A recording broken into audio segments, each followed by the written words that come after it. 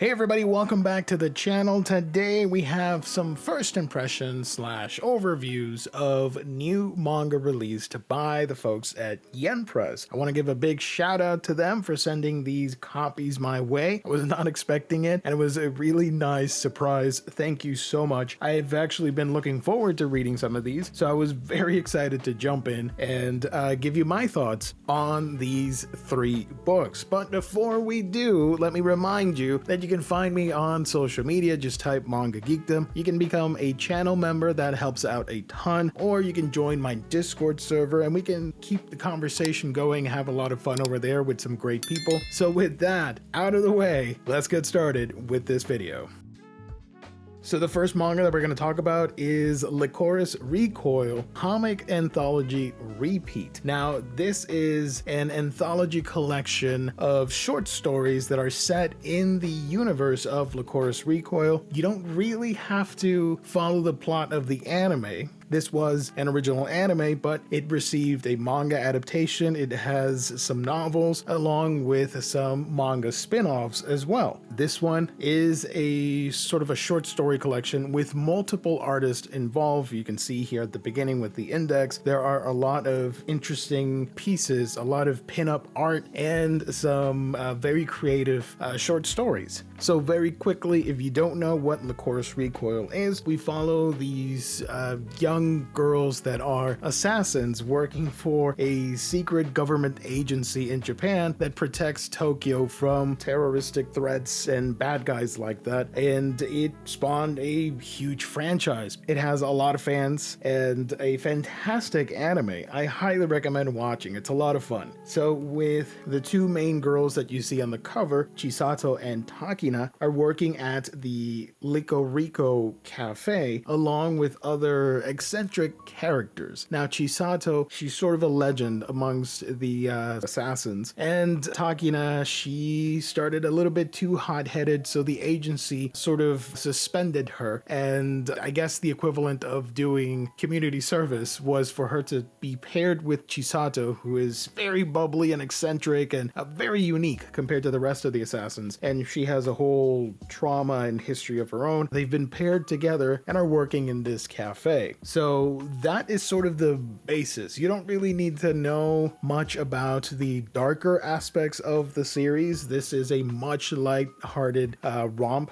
for these characters. And I guess if you are not going to check out the show, it might be a harder sell to pick up an anthology collection. But if you happen to do, I think you will like what you see. It has a little bit of spunk, a little bit of humor, a little bit of fan service sprinkled throughout, a lot of beautiful art. The artistry varies between stories. You get some good chapters that I personally loved and some that I didn't like as much. But, you know, we're keeping it honest. Not every artist is going to be a home run, but I do think it captures the spirit of the original anime, keeping the voices of these girls and providing new fun adventures for these characters. And obviously that's the whole point of an anthology like this, to have a little bit more extra time. After you're done with the show, sometimes you feel bummed out because that's the end of the story. There's no more of these characters. But with an anthology like this, you can keep that going.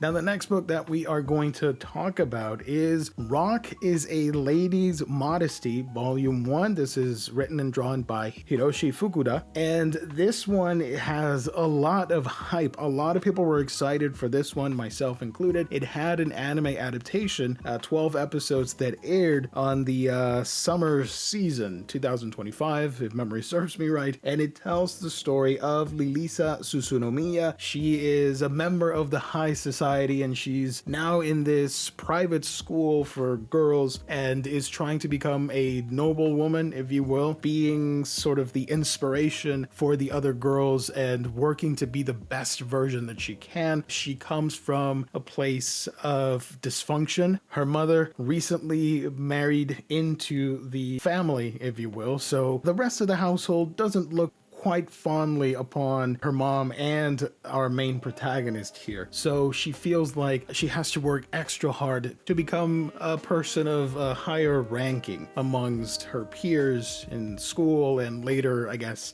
in the normal society. One thing about our protagonist is that she loves music, and specifically playing the guitar. She's really good at it. She has a very strong-willed personality. There's a lot to her that she hides because she knows that it may seem improper to behave in such erratic, crazy ways, quote unquote, compared to how a noble high student should behave with the best grades and the top of the class and all that stuff. So she hides the fact that she's a really kick-ass guitar player, and one particular day she spots a guitar pick that the character of Otoha might have dropped. Now the guitar pick has like a demonic skull, very heavy metal inspired, so you are already getting some crazy hints about the future of this series, and she traces that back to Otoha and finds her in an abandoned building at school jamming out with the drums, and she is also exceptionally skilled. She's pretty badass with the drums, and when the two meet, I guess, in this scenario, Lilisa sort of gets inspired or reinvigorated to continue her music career. She lies to her mom saying that she's not playing the guitar because that's considered like low class. Instead, she's picking up a finer instrument like violin, but her heart is still in the guitar playing. And this sort of just jumpstarts her love for guitar all over again. As a result of these two characters meeting, they sort of jam together, drums and guitar. None of them can sing, but they put on quite the session. You can tell by how exuberant, high energy, energetic the synergy is between these two characters. The creator here does a really good job of making you feel that intensity, even if you can't feel or hear the music that they're playing. At one point, there is one scene towards the middle of the book where they're playing to a particular song, and the liner notes or the captions include the actual song. It's a real one that you can check out on YouTube, and I thought that was great. So I reread the scene while listening to that song, and it gave you that immersive feel that not even the anime could do, because the anime has to license certain things and some other popular songs might get left out. So I really enjoyed that aspect, made it a more fun experience overall. Now, one of the defining aspects of this first volume, I assume the rest of the series is going to be like this, is how exaggerated these characters get when they are playing their instruments. Otoha is very passionate, and you see that in the way she expresses herself. Not ladylike whatsoever, kind of brutish, and she scolds our lead character for her quote-unquote weak playing, and it's almost like a 180, where music reveals a different side of her. So obviously there's a rivalry forming, and Otoha is saying like, Lilisa, you suck because of this and that, and Lilisa is like, you know what, I'm gonna take you up on that, and I am going to be much better than you at this thing. But they can't reveal that to the outside. This is just a secret for them. For now, obviously. We kind of know that eventually more people are going to find out. That's just the nature of a story like this. And that rivalry is a healthy thing for the main protagonist. But how can she balance that secret with her more regal socialite presence in with the rest of the school and her schoolmates and all that stuff, that get inspired easily by how passionate and how intelligent she is? The art is really freaking good. I love the character designs, and I think the scenes when they're playing are phenomenal. That energy really sells the book, and it makes you want to keep turning pages to see more of their antics. It's a very quick-paced read. I found myself breezing through this volume and really enjoying it. I think if you're a music comedy fan, if you like stories about characters that want to strive for perfection through unconventional means, because obviously this is where her heart is with music, not playing somebody that she's not so that she can conform to society. So if you like tales like that, you'll be right at home with Rock is a Lady's Modesty. And the last book that we're going to talk about in this video is What Do You Call This Trash? This is an omnibus release. It is drawn and written by Tetsukazu. I gotta say, out of everything that came out recently in the month of September, this was the book I was curious about. Not necessarily because of the story, I'll be honest. I think it was more with the cover. I found it extremely intriguing. The purple hues and the way it's laid out with the lettering and just the pose overall of the character here. I don't know, it just spoke to me and I wanted to check it out. I thought it was pretty crazy that you would label your book. What do you call this? Trash. This is an omnibus release, like I just mentioned. It has everything in one singular volume. It has around 30 some chapters, and it takes you for quite a ride that, I'll be honest, it might not be for everybody. You definitely have to keep an open mind and be a little bit loose with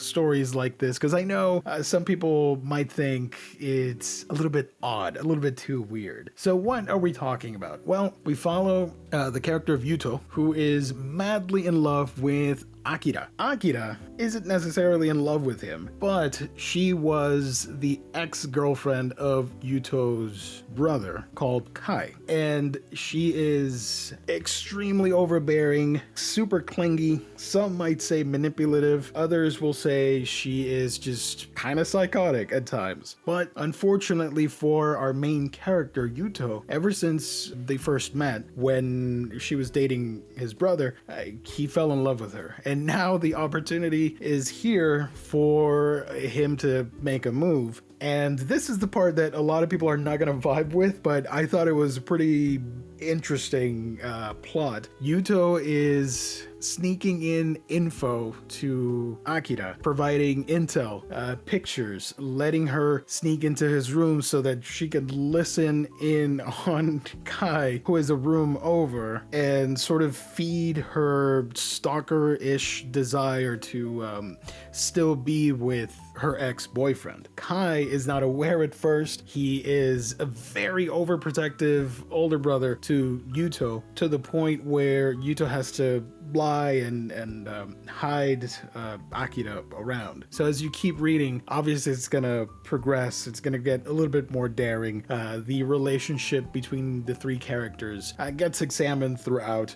So I don't want to spoil it, but naturally Yuto will confess to loving Akira, and it's interesting to see her reaction and how she shies away from one thing and potentially fall in line and befriend Yuto and not manipulate him for the sole purpose of feeding her obsession and addiction to whatever it is her ex-boyfriend is doing, like oogling cell phone pictures that were taken for her and stuff like that. So there is a little bit of a stalker vibe. The main character's desire and the way he goes about it might not be to everybody's liking, let's be honest, it's pretty pathetic, but that is the humor of the series and how a dysfunctional trio can sort of unravel and make something of themselves and work out their kinks bit by bit. So get ready for a lot of sloppy drama with some interesting art. It's very simple, but I do love the facial expressions and the eyes in particular of the main trio. I love how they're drawn and again how expressive they are, especially Akira with her crazed look and sometimes sweet and bashful, other times kind of psychotic, and makes for a very interesting, compelling drama read. I'm conflicted by recommending it because I know my audience and I know a lot of people aren't necessarily into that scenario of having such a pathetic character making excuses just to have this girl next to him instead of seeing more value in his own merits and going out and properly meeting someone that doesn't have such a manipulative and troublesome history with a family member, if that makes any sense. But at the end of the day is the character progression and seeing these individuals potentially grow, which makes you addicted to reading more chapters, more pages to see how the story ultimately unfolds. So there it is, folks. These 3 books from Yen Press. Thank you so much to them for sending these my way. Lycoris Recoil, Rock is a Lady's Modesty, and What Do You Call This Trash? Thank you so much. What about you guys? Have you read any of these books? Let me know in the comment section down below. Have you seen the Lycoris Recoil anime? Or have you seen the recent Rock is a Lady's Modesty adaptation? Let me know all of that down below. I'd appreciate it. Remember to like, comment, subscribe, follow, join the Discord, all that fun stuff. I've got to go. Thank you everybody for tuning in. God bless. Stay safe out there. I will catch all of you on the next one.